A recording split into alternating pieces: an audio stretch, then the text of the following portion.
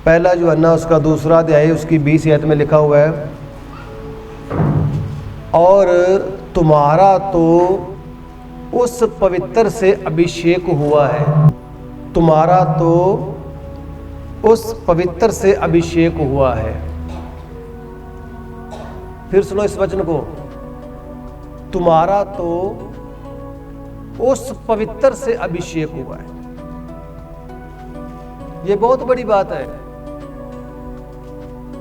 कि आपका जो अभिषेक हुआ है किसी पास्टर के द्वारा नहीं, किसी पादरी के द्वारा नहीं, आपका अभिषेक उस पवित्र के द्वारा हुआ है जिसका नाम है पवित्र पवित्र पवित्र अति पवित्र सेनाओं का यहोवा परमेश्वर। और उसने आपका अभिषेक किया है। समझो, प्रभु से प्रार्थना करो कि आज हम एतवार वाले दिन प्रभु के वचन के पास आए हैं, प्रभु हमें सिखा, हमें समझ दे कि ये अभिषेक क्या होता है और पवित्र क्या होता है। पवित्र किसको कहते हैं? यीशु ने कहा पवित्र बनो क्योंकि मैं पवित्र हूं, और उसी पवित्र से हमारा अभिषेक हुआ है। समझो, हालेलुया। आपने दाऊद के बारे में सुना होगा, वो एक भेड़ बकरियां चराने वाला था और उसके बड़े भाई थे, नौजवान, बहुत तगड़े, बड़े सुंदर। तो प्रभु का एक नबी जिसको प्रभु दाऊद का अभिषेक करने के लिए भेजता है, आज मैं आपको अभिषेक के बारे में सिखा रहा हूं। हालेलुया।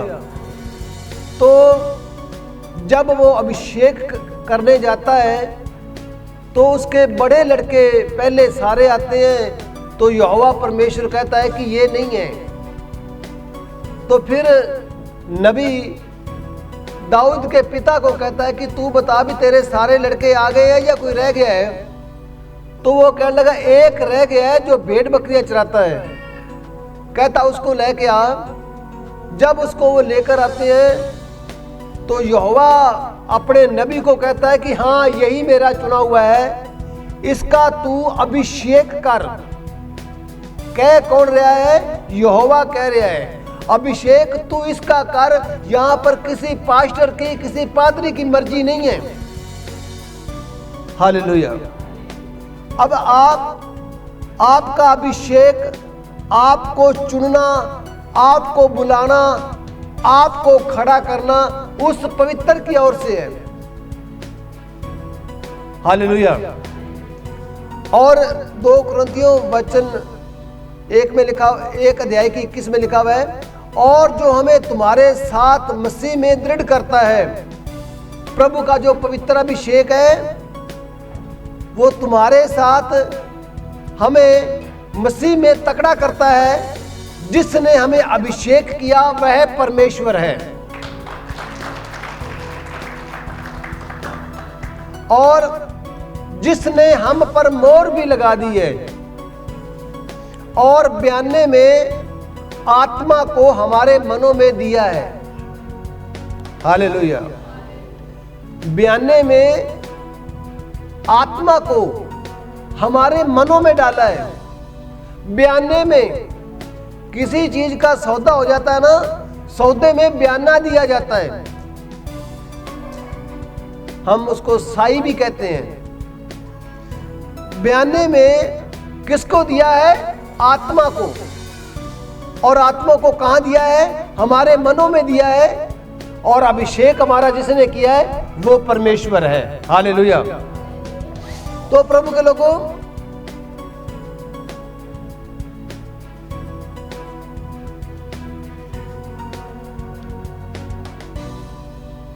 जब परमेश्वर अभिषेक करता है ना, उसके पीछे एक बहुत बड़ा कारण होता है। और जब यहोवा ने अभिषेक कर दिया, यहोवा का अभिषेक किया हुआ बंदा जिसको यहोवा ने दाऊद को अभिषेक किया एक नबी के द्वारा, तो आपने गोलियत के बारे में सुना होगा। पहला शामुएल 17:3 में लिखा हुआ है, फिलिस्ती तो एक और के पहाड़ पर और इजरायली दूसरी ओर के पहाड़ पर खड़े रहे और दोनों के बीच में तराई थी। हालेलुया। देखिए, आज आप अभिषेक के बारे में सीखो। अभिषेक जिसका खत्म हो गया ना, उसको आज पता लग जाएगा कि मेरा अभिषेक खत्म हो गया है।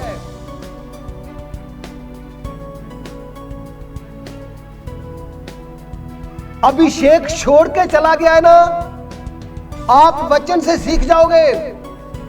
आप सिर्फ ये ना कहना कि मेरे हाथ हिलते हैं, मेरी ताड़ियां बजती हैं, ये ज्यादा पूरा जरूरी नहीं है। इसके अलावा हम दिन भर में क्या काम करते हैं वो जरूरी है। हमारा प्रभु के साथ रिश्ता क्या है? फिलिस्ती लोग एक पहाड़ पे खड़े हैं और इजरायली लोग दूसरे पहाड़ पे खड़े हैं और बीच में तराई है, यानी कि जब समतल भूमि है, यानी कि मैदान है, और वो मैदान है युद्ध करने के लिए। हालेलुया। तो वचन 4 में लिखा हुआ है, तब फिलिस्तियों की छावनी में से एक वीर गोलियत नाम का निकला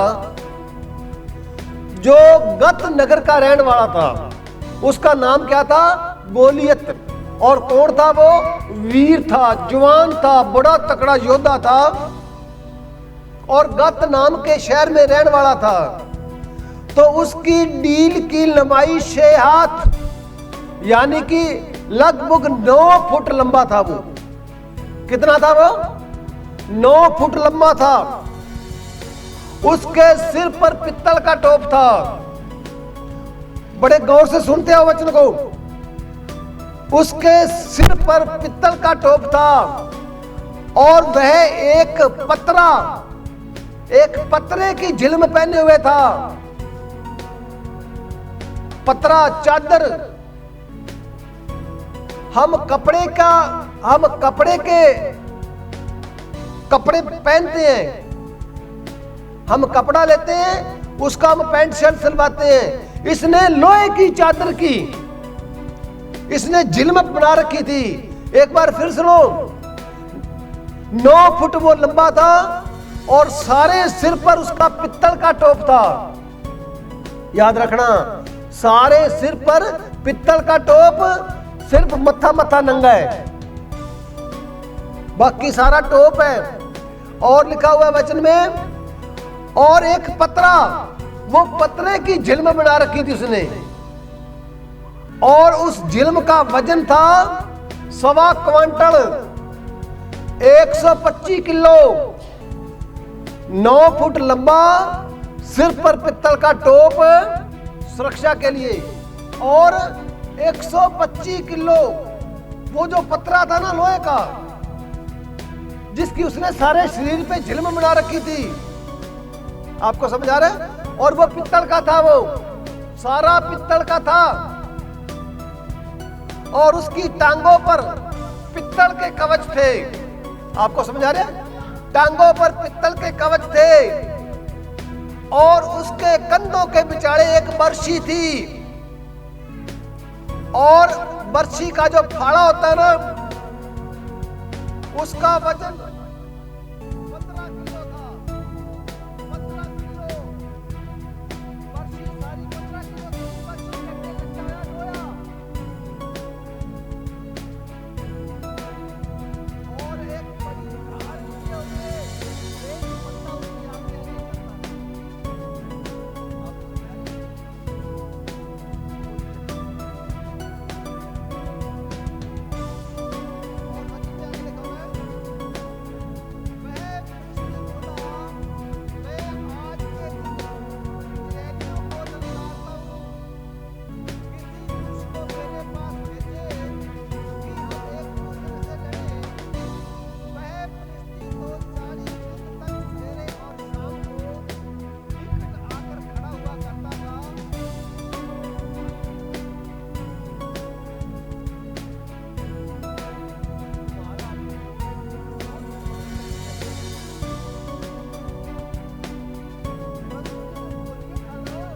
इसका अभिषेक।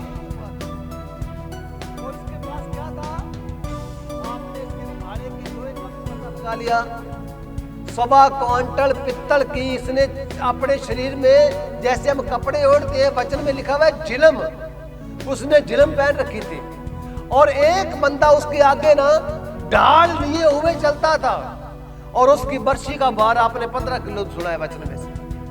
हालेलुया।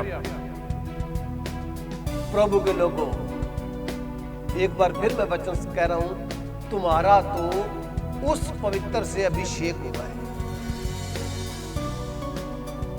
आपका हुआ है प्रभु के वचन के अनुसार। जिसने अभिषेक गवा लिया है वो अपने आप को वचन से चेक करे कि मैंने अभिषेक गवा लिया है या मेरे पास अभी अभिषेक है। वो मेरे कामों से पता लग जाएगा। अब जो इतना बड़ा योद्धा उनके सामने खड़ा हुआ, तो हम अंदाजा लगा सकते हैं कि सारा तो उसने पित्तल से कवर किया हुआ है, कोई भाला तो उसको मार ही नहीं सकता। सिर पर उसको पित्तल का टोप है, वहां भी उसको कोई हानि नहीं पहुंचा सकता। सारा ही सारा पित्तल का मढ़ा हुआ है, बर्शी उसको लग नहीं सकती, और वो ललकार रहे हैं। आज वही गोलियत आपके सामने आया खड़ा है। आज वही गोलियत आपके सामने आया खड़ा है। जब प्रार्थना का समय होता है तो आपसे प्रार्थना नहीं होती। जब प्रार्थना का समय होता है तो आपको नींद आती है। और जब हम गोलियत को देखते हैं, उसके 1.25 क्विंटल पित्तल की चादर को, झिलम को देखते हैं, उसकी 15 किलो लोहे की बर्शी को देखते हैं, और उसका ढाल लिया हुआ बंदा उसके आगे आगे जो चलता उसको देखते हैं, तो हम हाथ खड़े कर देते हैं। हालेलुया। और वो कहता है एक ही बंदा आ जाओ, और एक ही बंदा मेरे साथ मुकाबला करे। अगर वो मुझे हरा दे तो हम अपने आप को तुम्हारे सिलेंडर कर देंगे, आत्मसमर्पण कर देंगे, हम हार मान लेंगे। वो 40 दिनों तक ऐसे करता रहा। हालेलुया। आगे वचन में लिखा हुआ है 40 में, वही जिसका अभिषेक हुआ था, वही दाऊद जो बकरियां भेड़ चराता था। कारण पता क्या है? उसका अभिषेक हुआ था। अभिषेक तो सभी का हुआ है, लेकिन लोगों ने अभिषेक को खत्म कर दिया है प्रभु की आज्ञा को तोड़ के।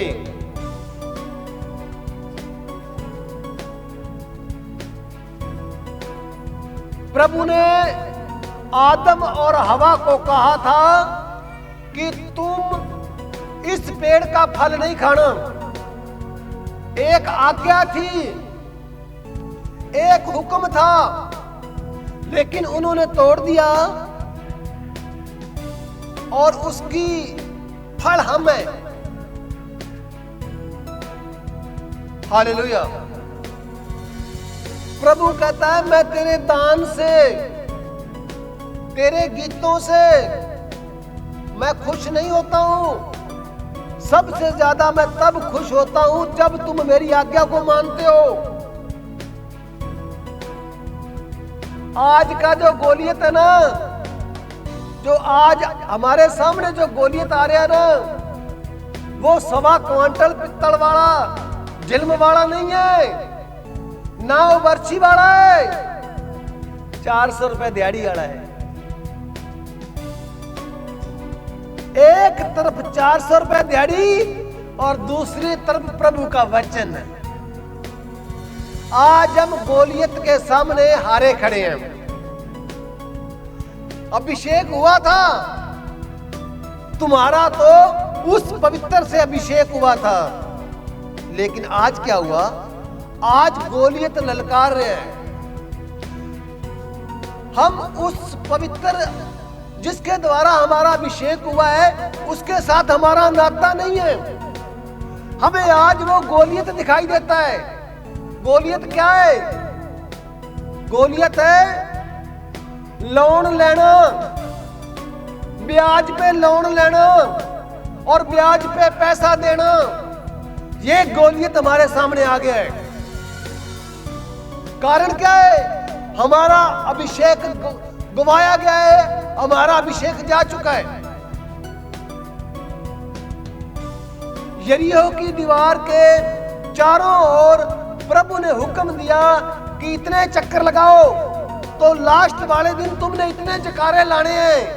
तो जब उन्होंने लास्ट वाले दिन इतने जकारे लाए तो यरीहो की दीवार लगभग अंदाजा बताते हैं 25 फुट चौड़ी और 15-20 फुट ऊंची वो दीवार बिना हाथ लगाए गिर गई। कारण पता क्या था?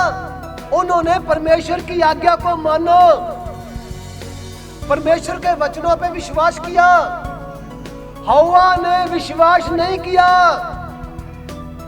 हवा ने फल खाया। प्रभु ने अदन के बाग में से, स्वर्ग में से बाहर निकाल दिया। हवा ने भी सोचा होगा कोई फर्क नहीं पड़ता, माफी मांग लेंगे। हालेलुया। परंतु माफी मांग नहीं लेंगे, उनको तो माफी का ख्याल भी नहीं था, लेकिन गलती हुई थी। आज हमारे जीवनों में गोलियत आ रहा है सामने। कारण पता है क्यों आया है? बहुत तकड़ी फौज थी, एक बंदा भी उसका मुकाबला करने के लिए खड़ा नहीं हुआ गोलियत के। कारण पता क्या है? अभिषेक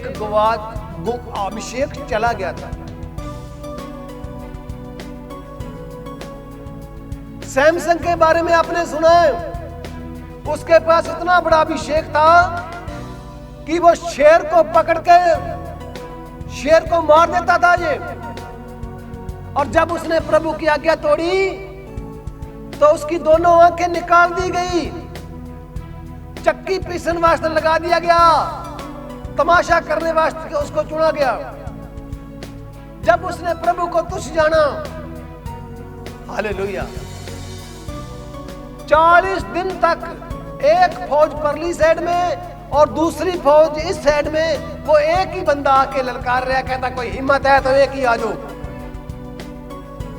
फिर उसने पता क्या कहा?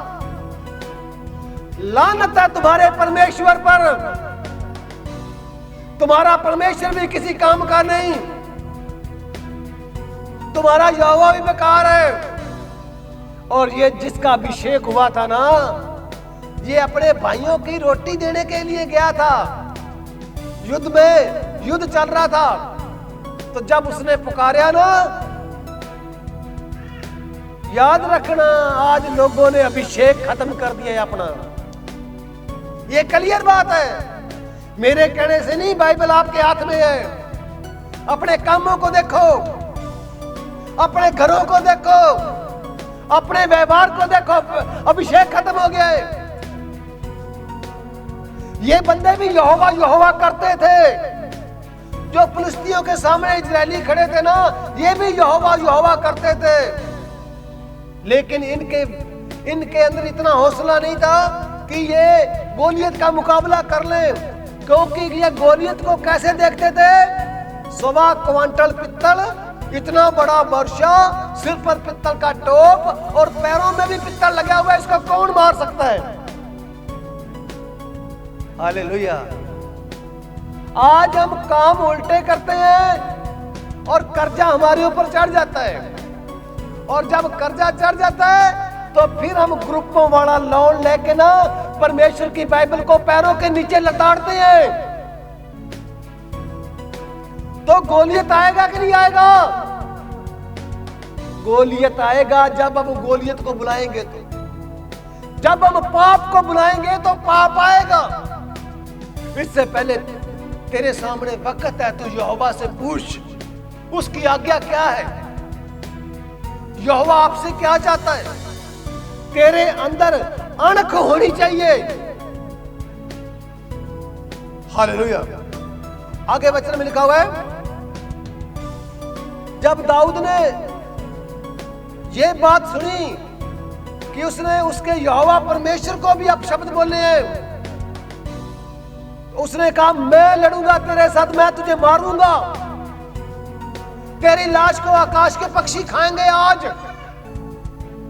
क्योंकि तूने यहोवा को ललकारा है, तूने सर्वशक्तिमान को ललकारा है। आज तेरी लौट को पक्षी खाएंगे और मैं तेरे सिर को काट दूंगा। है संगत में भी इतनी विश्वास? संगत तो पास्टर का वचन चेक करने आती है भी पास्टर बोलता क्या है। संगत को तकलीफ हो जाती है, आते समय मुसीबत हो जाती है, एतवार वाला दिन मुसीबत आती है, आगे पीछे नहीं आती कि आज सत्संग में जाना पड़ेगा।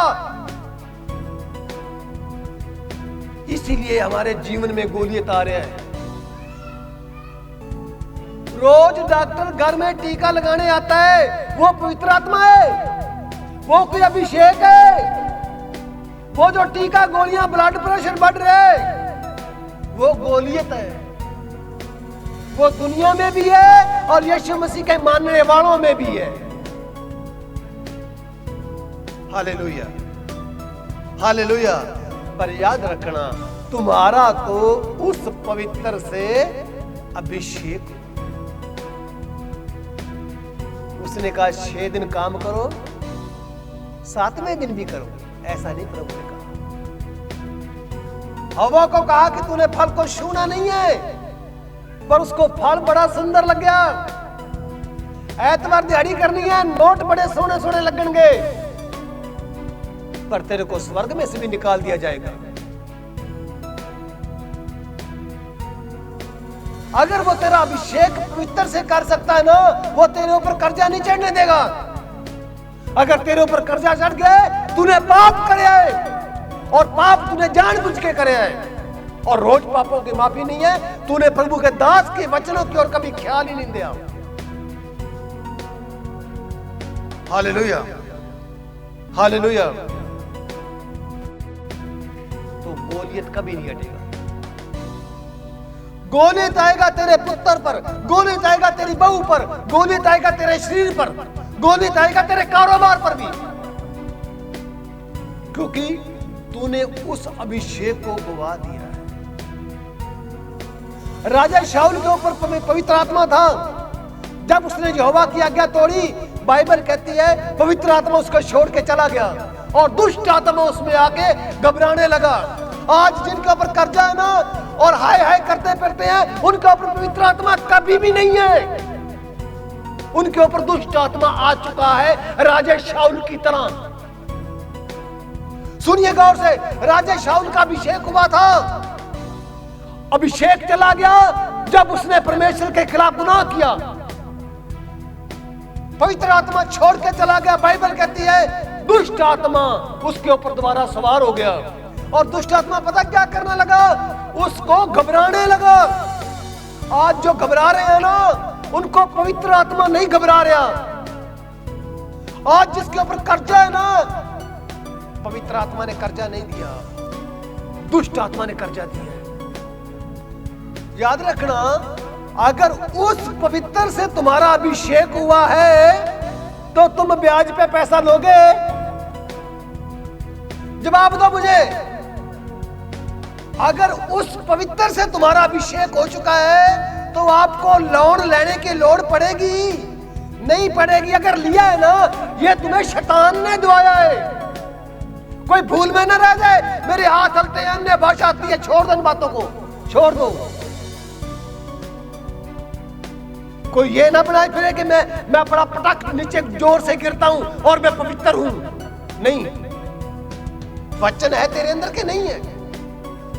ऐसा पवित्र आत्मा फेल हो गया, बोलो भाई, ऐसा पवित्र आत्मा फेल हो गया कि जिसने लोन दबाना शुरू करा दिया है। आज मैं गहने फलाने बैंक में रख रहा हूं, आज मैं फलाने सुनहरे पे रख रहा हूं। पवित्र आत्मा काम नहीं कर रहा। और ये कर कौन रहा है? शैतान कर रहा है, ये गोलियत कर रहा है। हालेलुया। मौका था राजा शाऊल के पास कि तू प्रभु की आज्ञा को ना तोड़। हवा और आदम के पास मौका था कि तू प्रभु की आज्ञा को ना तोड़, लेकिन उन्होंने तोड़ दिया। आज संगत ने भी प्रभु के वचन को तोड़ दिया। वचन प्रभु का प्रभु सभी का, लेकिन जो बाइबल में लिखा हुआ है वही हम सुनाते हैं। प्रभु क्या कहता है, सुनिए वचन क्या कहता है, बड़े गौर से सुनो। सचमुच मैं तुझे आशीष दूंगा। क्या लिखा हुआ है? सचमुच मैं तुझे आशीष। तो फिर आशीष गई कहां? आशीष गई कहां? कर्जे क्यों चढ़ गए? उसने कहा कि मैं अपने स्वर्गदूतों को आज्ञा दूंगा, वो तेरी रक्षा करेंगे। और ऐसे स्वर्गदूत आ गए कि तुझे ऐतवार सत्संग में भी नहीं आने देते। ये कौन से स्वर्गदूत हैं? ये कौन सी पवित्र आत्मा है? ये कौन से हाथ हिलते हैं कि जो प्रभु के चर्च में भी नहीं, वो आज्ञा को भी तुड़वा रहे हैं कि 6 दिन काम कर, 7वें दिन भी काम कर। ऐसा प्रभु ने तो नहीं कहा ना। किसने कहा है? जो प्रभु का विरोधी है उसने कहा है। मेरे कहने से कुछ हो जाएगा? मेरे कहने से कुछ नहीं होगा। मेरे कहने से कुछ नहीं होएगा। कहना सिर्फ वचन का ही है। जो वचन कहता है वही होगा। सुनिए बड़े गौर से। उसने कहा बाइबल में एक बिंदु भी बिना पूरा हुए टलेगा नहीं। क्या बोला? बाइबल में जो लिखा हुआ है ना, क्या लिखा हुआ है? एक बिंदु भी बिना पूरे हुए नहीं टलेगा। मतलब हो के ही रहेगा। आकाश टल जाएगा, धरती टल जाएगी, पर मेरा वचन आज संगतों में क्यों टल गया है? कारण क्या है जानो ना? हमारे घरों में गोलियत आ गया, अभी निकला नहीं है। और ये ना कहना कि पटाखा मारते ही निकल जाएगा, उसने जड़े जमा ली है, क्योंकि वो साइड पे हो गया, ऊपर वाला साइड पे हो गया। कब हुआ है? हमारे कामों से हुआ है। मुझ पर कोई दोष ना लगाए। मैं प्रभु से भी हाथ जोड़कर प्रार्थना करता हूं, आपसे भी कहता हूं, मुझ पर दोष ना लगाओ। लगाओ तो बाइबल पर लगाओ। अगर वैर विरोध करना है तो बाइबल के साथ करो, मेरे साथ ना करो। अगर मैं बाइबल के खिलाफ बोलता हूं फिर मेरे साथ करो। अगर आप बाइबल को मानते हो तो बाइबल की बातें तो हमें सुनाने के लिए प्रभु ने खड़ा कराया है। अगर बाइबल की बातें आपको चंगी नहीं लगती तो दुष्ट आत्मा है उन पर जिनको प्रभु के वचन चंगे नहीं लगते, क्योंकि प्रभु के वचन सिर्फ शैतान को चंगे नहीं लगते। हालेलुया। उसने कहा मैं तुझे आशीषें दूंगा, सचमुच मैं तुझे बढ़ाऊंगा। तब बढ़िया क्यों नहीं? प्रभु कहता मैं खुश तब होता हूं जब तुम मेरी आज्ञा को मानते हो। हालेलुया। प्रभु यीशु मसीह आपको इस वचन के द्वारा बहुत बड़ी आशीष बरकत दे। सभी को जय मसीह।